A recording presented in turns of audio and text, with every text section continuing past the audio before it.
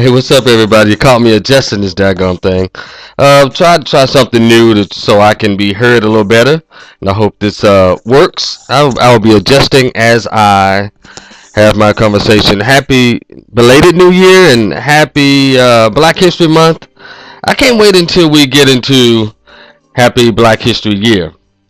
All right, really quickly, just saying what's up, and my YouTube channel is up. Those of you who have not gone there to check out my videos. I will be putting more videos up there just to discuss, my thoughts, particularly about the black community, because that's what I'm concerned about. But of course, I'm about humanity, but I want us to make sure that we continue to have our proper place in the human family. And in order for us to do that, we have to talk about some things that we don't want to talk about. And guess what? A lot of us gonna feel accused of some things. Well, y'all know I don't mind turning the light on or pointing out the pink elephant in the living room. Can I run down some things that I'll be talking about? I'm going to write about it on my blog, which is Rico the Opinionist. I've even put together a new Facebook page, Rico the Opinionist. Those of you who haven't gone there, check it out. Well, there's only one picture of me up there so far, but I'm still working on it. And I have a book coming out this spring. I'll let y'all know about that. It's talking about fatherlessness. That's something that's really big in the black community. And it shouldn't be big. Fatherlessness, really. And also I'll be talking about single motherhood. How I believe single motherhood is a choice. Unless your husband died, or wait a minute, you have to have gotten married, then your husband dies, or you get a divorce from your husband. Everything other than that, that's volunteer single motherhood. And so we'll get into that. I'll talk more about how child support is breaking up the black community. I'll talk about I'll talk about weaves. We're going to talk about the psychological impact of weaves and wearing fake hair and all of this kind of stuff. And I know some of you already will start saying, Rico, you bashing women. Well, no, I don't bash women. I tell the truth about everybody. And by the way, I'm not afraid to be called all these names that a lot of black men are afraid to be called. I've been called all those names before, so you don't have to worry about me remixing anything to try to smooth it over. And yeah, I have not forgotten about it. I will be talking about this whole thing with our so-called black Greeks and our so-called black fraternities or so-called black sororities, and the whole how all of this play into what I call being counterproductive when it comes to the universal black unity. Because that's what I'm striving for this year. If I can get us to understand the importance of black unity, the unification of the black race in America.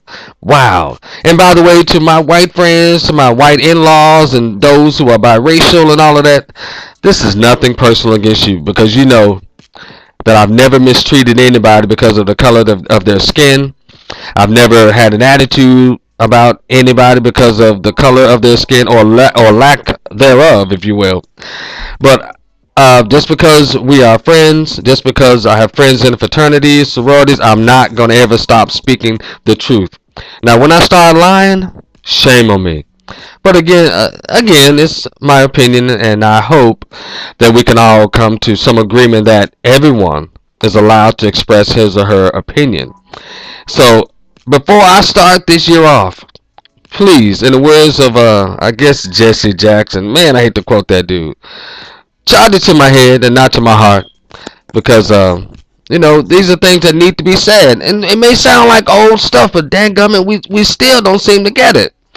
And we're going to talk about the impact of the reality shows. We're going to talk about the impact of this horrible rap music. It's not hip-hop. We're going to talk about image and lyrics and all of this stuff that tends to weigh in as it relates to the worst on African Americans. Let's talk about the poor. Let's talk about how this president and no other president has ever want to talk about the poor. What is it about the poor that we don't want to talk about? Let's talk about that. I can't help but talk about it because I am a social worker. And those of you who are social workers, you know what I'm talking about. And I don't want to hear the religious stuff about, the poor always be among us. That's not required. If those of us who've become educated and those of us who've strived a little further and we've accomplished a few more things than those who are labeled as the poor, we can go back and help. Did y'all know that the inner city does not have to look like the inner city?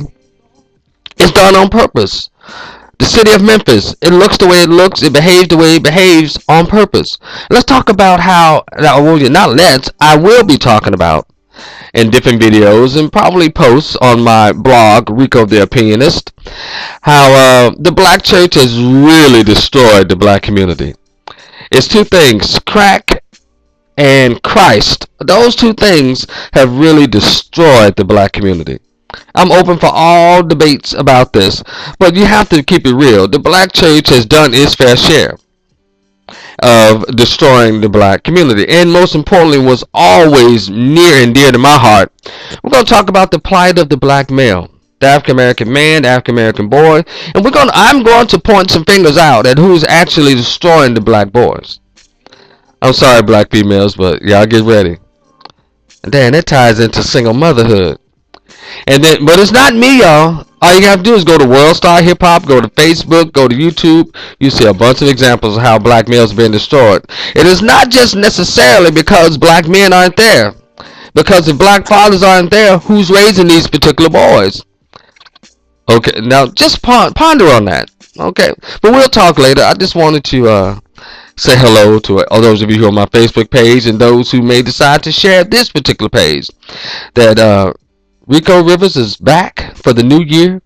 I look for a lot of wonderful things happening for myself as well as you, the listener, the reader, because I am not a hater. I swear for cheese and crackers I'm not. Because I want to see everybody become successful. But in order to become successful, we have to recognize some things not only about us, ourselves as individuals, we have to recognize what's going on in society. And stop being afraid to point out the pink elephant in the living room. I'm no better than Dr. King. We just saw the movie Selma. I want to talk about that a little bit. I'm no better than Dr. King. I'm no better than Malcolm X. I'm no better than Jesus Christ. I'm no better than Harriet Tubman and Fannie Lou Hamer and Shirley Chisholm. All of the people who pointed out the pink elephant in the living room. So why are you afraid to do it? So many of you, why are you so, what is it with us being 44 million individuals? We can have this thing, but we have to do the work. And as a counselor, alcohol and drugs, as well as mental health, I'm going to talk about mental health in the black community. All these things and more if you continue to come to my Facebook page or pages, my YouTube channel, as well as my blog. We're going to have this discussion. But if you don't want to have this discussion, you already know. The word is delete, delete, delete. And trust me, I will not miss you at all. But I will be disappointed that we can have this conversation. And yeah. So right now I'm about to have a little lunch. This is February the 8th, and it is exactly 11:55 p.m. And in 5 minutes I'm about to chow down on some sloppy joes, and then get ready to cook my Sunday dinner, or help my brother cook Sunday dinner. We're having some folks come over, or I'm having some people come over to my apartment, and we're gonna jam out and enjoy. Just family. We're gonna come over, so they're gonna come over, and we're gonna sit down and eat and stuff, and just enjoy. So I hope you do the same on this beautiful Sunday afternoon in Dallas, and I hope it's a beautiful day wherever you are. So until next time, enjoy your day. Let's start talking. Not only start talking, let's start doing some things that not only help ourselves individually, but let's help others. All right. And it doesn't say we don't have to have the cameras around to do this. So black folks, those who believe they're black, who know that they're black, and hey, we're going to talk this year. So I'll talk to y'all later. Peace.